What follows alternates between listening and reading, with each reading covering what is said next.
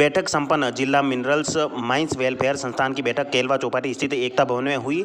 बैठक में व्यवसायियों ने माइनिंग लीज ट्रांसफर पर लगने वाले अत्यधिक शुल्क, रॉयल्टी अमाउंट पर लगने वाले जीएसटी पर रिवर्स प्राप्त नहीं होने, इसी प्राप्त करने के लिए ग्राम पंचायत क्षेत्र में पौधरोपण के लिए क्लस्टर को मान्यता देने एवं व्यवसाय के हित में अनेक बिंदुओं पर व्यापक चर्चा की गई। संस्थान के अध्यक्ष नानालाल शार्दुल ने बताया कि मुख्यमंत्री, राजस्व मंत्री, खान मंत्री, विधानसभा अध्यक्ष एवं प्रभारी मंत्री को ईमेल से ज्ञापन भेजकर माइनिंग लीज ट्रांसफर में लगने वाले स्टाम्प शुल्क में रियायत के साथ ही अन्य बिंदुओं के निस्तारण की मांग की। शार्दुल ने बताया कि वर्तमान में लागू खनन नियमों के अनुसार किसी भी माइनिंग लीज को ट्रांसफर किए जाने के लिए आवेदन किए जाने पर राजस्व विभाग द्वारा लीज एरिया की डीएलसी वैल्यू के 4 गुना पर 8.5 गुना शुल्क स्टाम्प की वसूली की जा रही है, जो कि अत्यधिक होने के साथ ही कई बार माइंस की कुल कीमत से भी अधिक होती हैं। आज हमने जिला मिनरल माइंस वेलफेयर संस्थान की मीटिंग रखी। इसमें जो माइंस ओनर्स के बहुत सारी प्रॉब्लम सामने आई है खुल करके।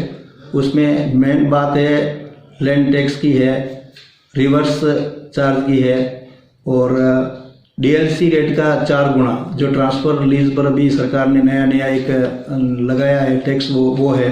इस पर जो सारे लोगों का ये मानना है कि इस तरह से तो ये मिनरल माइंस बंद हो जाएगा। इस पर हमने चर्चा की और चर्चा करके हम सरकार को ये जो मेल भेज रहे हैं और जनप्रतिनिधियों से भी बात करेंगे कि ये तुरंत प्रभाव से टैक्स में राहत दी जाए, वरना ये लघु उद्योग खत्म हो जाएगा। और ये लघु उद्योग मैनुअल उद्योग है जिसमें लाखों लोगों को रोजगार मिलता है, जो गाँवों में अशिक्षित वर्ग के लोग हैं, जैसे नरेगा टाइप काम करते हैं, इस तरह से ये काम है। तो इसमें सरकार को सोचना चाहिए। जैसे हमारे लीज ट्रांसफर होती है तो उसमें the Maruti Nandan grand Nathdwara स्थित एकमात्र ultra luxurious 5 star hotel, Rajsamand जिले की एकमात्र 5 star hotel the Maruti Nandan grand में भोजन की स्वादिष्ट थाली अब सिर्फ 290 रुपए में। श्रीनाथ जी की नगरी नाथद्वारा में इस सुनहरे अवसर का आनंद अवश्य उठाएं।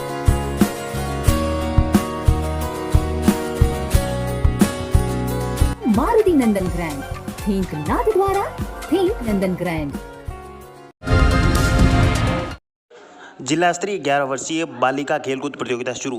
राजसमंद जिले के रेलमगरा क्षेत्र के ग्राम पंचायत कोटड़ी के गांव नया दरिबा में राजकीय उच्च प्राथमिक विद्यालय में 3 दिवसीय 31वीं जिला स्तरीय 11 वर्षीय छात्र छात्रा खेलकूद प्रतियोगिता का शुभारंभ हुआ। खेलकूद प्रतियोगिता में 55 टीमें भाग ले रही हैं।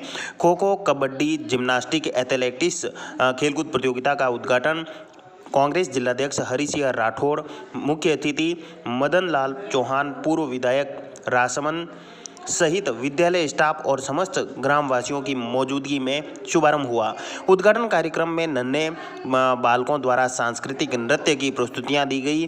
खिलाड़ियों के लिए भोजन और आवास की व्यवस्था नया दरिबा ग्रामीणों की ओर से की गई। साथ ही प्रतियोगिता के उद्घाटन समारोह में अतिथियों ने खिलाड़ियों से हाथ मिलाकर परिचय किया। साथ ही कार्यक्रम में बालिकाओं ने नृत्य की प्रस्तुतियां दी। इस दौरान बड़ी संख्या में ग्रामवासी मौजूद थे। इंदिरा रसोई घर में निकला सांप, रेस्क्यू कर जंगल में छोड़ा। राजसमंद जिला मुख्यालय पर आरके अस्पताल के पास स्थित इंदिरा रसोई में सुबह एक कोबरा सांप आने से हड़कंप मच गया। रसोई संचालक प्रेम सिंह ने इसकी सूचना पिपड़ा के वन्य जीव प्रेमी नवीन गहलोत को दी, जिस पर मौके पर पहुंचकर सांप का रेस्क्यू किया और उसे सुरक्षित जंगल में छोड़ा गया। प्रेम सिंह ने बताया कि गत रात्रि इंदिरा रसोई में उसे कुछ आवाज़ सुनाई दी, लेकिन उसने सोचा चूहा होगा। लेकिन सुबह जब 11 बजे वह रसोई के बाथरूम में गया तो वहाँ करीब 5 फीट लंबा कोबरा सांप देखकर वह घबरा गया और उसने इसकी सूचना वन्यजीव प्रेमी नवीन गहलोत को दी। सूचना पर नवीन गहलोत अपनी टीम के साथ मौके पर पहुंचे। यहां पर कोबरा सांप को प्लास्टिक के डिब्बे में बंद कर वन विभाग के वन रक्षक किशन गायरी को सूचना दी। इसके बाद सांप को पुनः सुरक्षित जंगल में छोड़ दिया गया। साथ ही वहां पर उपस्थित लोगों को वन्यजीव प्रेमी नवीन गहलोत ने कहा कि कहीं पर भी आपको जंगली जीव मिले तो उन्हें मारे नहीं और तत्काल हमें सूचना दे ताकि उन्हें वापस सुरक्षित जंगल में छोड़ा जाए। ये बताएंगे रात को इनके साथ में क्या हुआ? ये चूहा समझ के सांप को छोड़ देना। कितनी बजे की बात है रात को? रात में सर 11-12 बजे। क्या हुआ? ये बहुत शोर शराब हो रहा है, मैं सोचा चूहा है तो मैंने ध्यान ही नहीं दिया, मैं आराम से लेटा रहा और ये बार बार कुछ गिरने की आवाज़ आ रही। बाथरूम में भी इसने ब्रश गिरा दिया, उसकी बहुत तेज आवाज़ आई, फिर मैंने ध्यान ही नहीं दिया। मैंने तो मैं ऐसे सो गया। सुबह तो मेरे को बाथरूम मिला ही नहीं है। डॉक्टर साहब बहुत नींद में थे, गहरी नींद में थे। उन्होंने देखा कौन उठे कौन देखे, इसलिए उनको लगा कि वाह चलो चलने दो। अवैध अफीम डोडा तस्करी मामले में 6 महीने से फरार शातिर आरोपी गिरफ्तार। अवैध अफीम डोडा तस्करी के मामले में 6 महीने से फरार चल रहे आरोपी को राजनगर पुलिस ने कार्रवाई करते हुए गिरफ्तार कर लिया। राजनगर थाना प्रभारी डॉक्टर हनुमंत सिंह राजपुरोहित ने बताया कि 7 जुलाई 2022 को चारभुजा पुलिस ने नाकाबंदी के दौरान पिकअप से 12 कट्टे में 276 किलोग्राम अवैध डोडा अफीम चूरा पकड़ा था। इस मामले में पूर्व में बिलियाजी देसूरी निवासी राजू माली पुत्र भंवरलाल माली, बंजारा बस्ती ओड़ा निवासी बंशी बंजारा पुत्र धन्ना बंजारा को गिरफ्तार किया था। वहीं इस मामले में एक आरोपी लंबे समय से फरार चल रहा था, जिसकी जांच पड़ताल करते हुए राजनगर पुलिस ने गिरफ्तार कर लिया। बताया कि पुलिस ने कार्रवाई करते हुए बंजारा बस्ती तेजपुरा निवासी किशन बंजारा पुत्र मांगीलाल बंजारा को पुलिस ने गिरफ्तार कर लिया। साथ ही आरोपी से पुलिस द्वारा पूछताछ की जा रही है। खेत पर पाइप तोड़ने के विवाद में युवक पर जानलेवा हमला, घायल। कमनौर थाना क्षेत्र के कंडवा में खेत पर पानी के पाइप तोड़ने के विवाद में जानलेवा हमला करने से युवक घायल हो गया। पुलिस के अनुसार हेमलता पत्नी अशोक पालीवाल व पुत्र कपिल पालीवाल के साथ कंडवा स्थित खेतलाजी बावजी के पीछे वाला पर पानी के पाइप को देखने गई। वहां पर गोपीलाल पुत्र राधा किशन पालीवाल व उसकी माता बसंतीबाई पत्नी राधा किशन पालीवाल निवासी कमनौर पाइप तोड़ रहे थे। हेमलता पालीवाल को ऐसा करने से मना किया तो गोपीलाल अभद्रता करने लग गया। इस दौरान हेमलता पालीवाल के पुत्र कपिल ने गाली देने से मना किया तो गोपीलाल ने लोहे की खोड़ी से कपिल के सिर में वार कर दिया, जिससे सिर में गंभीर चोट आई। वहीं आसपास के लोगों ने आकर बीच बचाव किया। इस दौरान घायल युवक को लोगों ने अस्पताल पहुंचाया, जहां पर हालत गंभीर होने पर उसे उदयपुर रेफर कर दिया गया। नाथद्वारा में संभाग स्त्री आरोग्य मेले का समापन, 12,500 लोगों ने किया भ्रमण।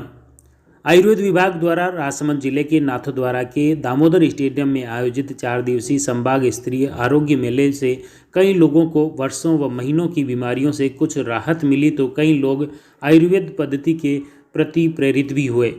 मेले में 11,740 लोगों ने भ्रमण किया, जिसमें 1800 लोगों को औषधीय पौधे वितरित किए गए, जबकि 800 से ज़्यादा लोगों को आयुर्वेद काढ़ा भी पिलाया गया। 300 से अधिक लोगों ने योगाभ्यास का लाभ लिया, जबकि 6,000 लोग विभिन्न चिकित्सा विशेषज्ञों से उपचार प्राप्त किया है। मेले के समापन समारोह की अध्यक्षता अतिरिक्त निदेशक आयुर्वेद डॉक्टर प्रद्युम्न राजोरा ने की। मुख्य अतिथि श्रीजी पब्लिक स्कूल के प्रिंसिपल महिपाल सिंह थे, जबकि विशिष्ट अतिथि पूर्व अतिरिक्त निदेशक आयुर्वेद डॉक्टर महेश दत्त दाधीच, आयुर्वेद महाविद्यालय उदयपुर के एसोसिएट प्रोफेसर किशोरीलाल शर्मा, उपनिदेशक राजसमंद मुख्तियार सिंह थे। मेला प्रभारी डॉक्टर समंदर शर्मा ने मेले का प्रगति प्रतिवेदन पेश किया।